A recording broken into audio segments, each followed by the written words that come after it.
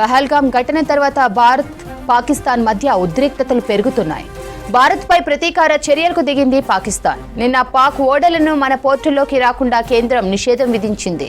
దీంతో పాకిస్తాన్ భారత జెండా ఉన్న నౌకలు తమ ఓడ రేవులు ఉపయోగించుకోవడాన్ని బ్యాన్ చేసింది.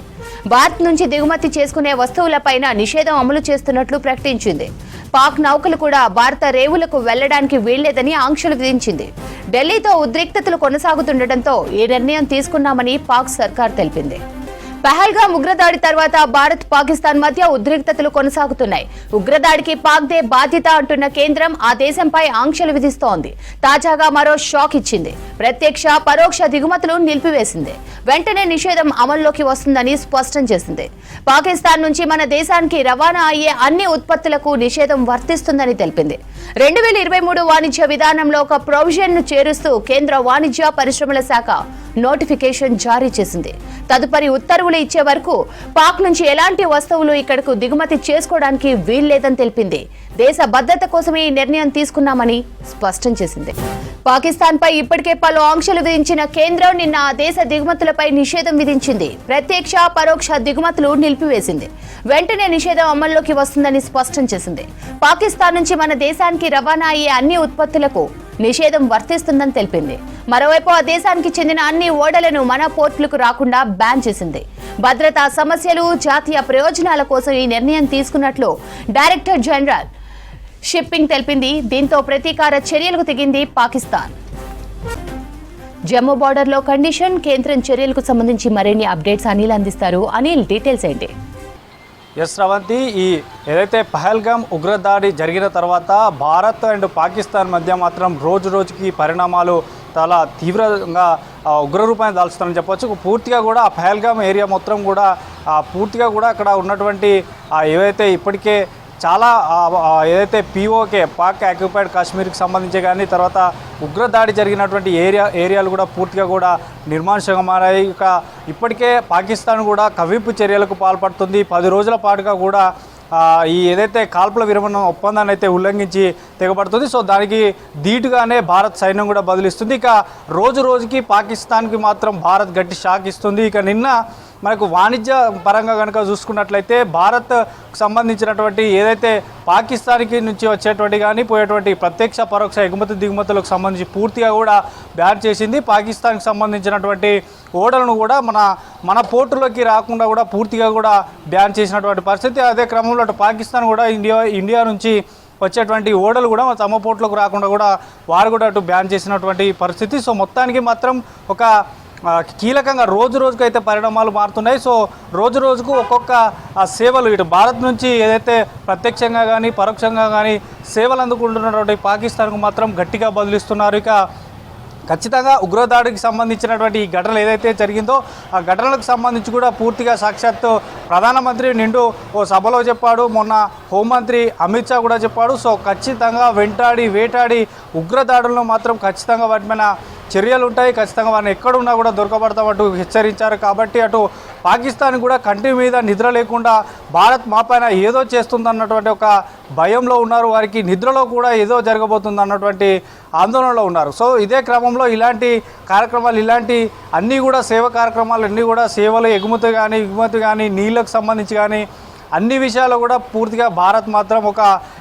పూర్తిగా కూడా వాటిని అన్నీ కూడా స్టాప్ చేస్తుంది. అన్ని పాకిస్తాన్కి సంబంధించినటువంటి ఎవరైతే ఇక్కడ ఉన్నారో లాంగ్ అంటే షార్ట్ టర్మ్ వీసా నుంచి కానీ ఇతరత్ర ఇక్కడ ఎవరున్నా కూడా వారందరినీ కూడా పంపించేటువంటి పని కూడా జరుగుతుంది. కాబట్టి ఈ వాణిజ్యానికి సంబంధించి పూర్తిగా కూడా నిలిపివేశారు. ఇక 2023కు సంబంధించి వాణిజ్య విధానంలో ఒక ప్రొవిజన్ ఉండే. సో ఈ ప్రొవిజన్ చేస్తూ కేంద్ర వాణిజ్య పరిశ్రమల శాఖ నోటిఫికేషన్ జారీ చేస్తుంది. అప్పుడున్నటువంటి రూపాయలు అంటే మనకు ఈ ఎగుమతులు దిగుమతులు సంబంధించి ఏదైతే మనకు గతంలో పహల్గాం కంటే ముందు పుల్వామా ఘటన జరిగిందో సో అప్పటి నుంచి కూడా పాకిస్తాన్ నుంచి వచ్చేటువంటి ఎగుమతి కానీ దిగుమతి కానీ చాలా వరకు భారతదేశం తగ్గించింది. కానీ ఈ మధ్య ఎంతో కొంత మాత్రమే ఎగుమతి దిగుమతి చేస్తుంది. సో ఏదైతే పుల్వామా ఘటన జరిగిన తర్వాత చాలా వరకు కూడా వాణిజ్యానికి సంబంధించి ఎగుమతి దిగుమతులు తగ్గించింది. సో ఇప్పుడున్నటువంటి ఈ పరిస్థితుల కారణంగా మాత్రం పూర్తిగా బ్యాన్ చేసింది. ఇక పహల్గాం ఉగ్రదాడి కూడా మనకు కవ్వింపు చర్యలు చేపడుతూ ఈ 10 రోజుల్లో కూడా ఏదైతే ఈ ఆ పిఓకేకి సంబంధించి కానీ తర్వాత ఈ నియంత్రణ రేఖ వెంట కూడా కాల్పులు జరుపుతుంది. సో దానికి ధీటుగానే భారత్ సైన్యం కూడా బదులిచ్చి వెనక్కి పంపిస్తున్నారు. సో మొత్తానికైతే పాకిస్తాన్ పైన చాలా ఆంక్షలు ఉన్నాయి. సో ఈ వాణిజ్య పరంగా కనుక చూసుకున్నట్టయితే అన్నీ సంబంధించినటువంటి వాణిజ్య ఉత్పత్తులకు సంబంధించినటువంటి అన్ని ప్రత్యక్ష పరోక్షకు సంబంధించి పూర్తిగా కూడా బ్యాన్ చేస్తున్నటువంటి కేంద్రం ప్రకటించింది. సో దీంతో కొంత పాకిస్తాన్ పైన భారం పడేటువంటి అవకాశం ఉంటుంది. ఇక ఇప్పటికే పిఓకేకి సంబంధించినటువంటి ఎక్కువగా ఇప్పుడు ఉగ్రదాడి కనుక మళ్ళీ జరిగితే కనుక ఖచ్చితంగా పాకిస్తాన్ ఆక్యుపైడ్ కాశ్మీర్ పైన మొదటగా దాడి చేసే అవకాశం ఉంటుంది. కాబట్టి సో దానికి సంబంధించినటువంటి నిత్యావసర సరుకులతో పాటు రేషన్కి సంబంధించినటువంటి సామాగ్రిని కూడా భద్రతాపరుచుకోవాలంటూ కూడా పిఓకేకి సంబంధించినటువంటి అధికారులు కూడా వెల్లడించారు. సో ఏ క్షణమైనా ఏమైనా జరగచ్చు అన్నటువంటి అవకాశం ఉంది. కాబట్టి సో ఎప్పుడైనా కూడా అలర్ట్గా ఉండాలంటూ కూడా ఆదేశాలు జారీ చేస్తున్నారు. ఇక ఇప్పటికే అటు పంజాబ్లోని ఒక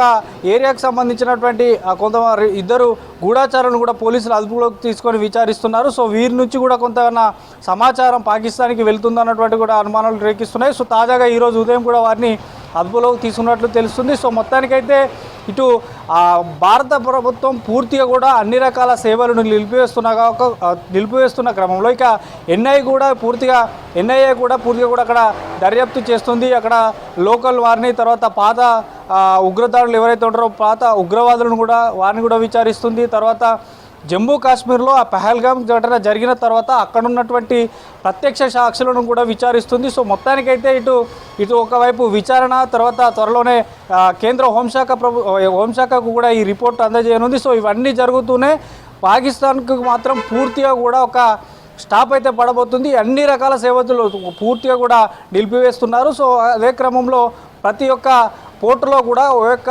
భారతదేశానికి సంబంధించినటువంటి జెండా కలిగినటువంటి ఓడరేవు అటు పాకిస్తాన్కి వెళ్ళొద్దు. తర్వాత పాకిస్తాన్కి సంబంధించినటువంటి ఏ ఒక్క ఓడకు సంబంధించినటువంటి ఆ ఓడకు సంబంధించినటువంటి ఏదైతే జెండా ఉంటుందో ఆ జెండా కనిపించినటువంటి ఓడ మాత్రం ఖచ్చితంగా మన పోర్టులోకి రావద్దంటూ కూడా పూర్తిగా కూడా సర్క్యులర్ జారీ చేశారు. కాబట్టి సో పాకిస్తాన్ కూడా తమ పోర్టులోకి రావద్దంటూ నిన్న వారు కూడా సర్క్యులర్ జారీ చేశారు. సో మొత్తానికైతే ఈ 10 రోజుల పాటు మాత్రం రోజుకొక కీలక పరిణామం చోటు చేసుకుంటుంది. సో ఎప్పుడు ఏమైనా జరగచ్చు. కాబట్టి మాత్రం పిఓకేకి సంబంధించిన ప్రజలు మాత్రం ఖచ్చితంగా అప్రమత్తంగా ఉండాలంటూ కూడా అక్కడ అధికారులు చెప్తున్నారు. సో ఈ కేంద్ర వాణిజ్య సంబంధించినటువంటి ఈ సర్క్యులర్ మాత్రం పూర్తిగా ఒక పాకిస్తాన్ పైన మాత్రం ప్రభావం చూపే అవకాశం ఉంటుంది. శ్రవంత్.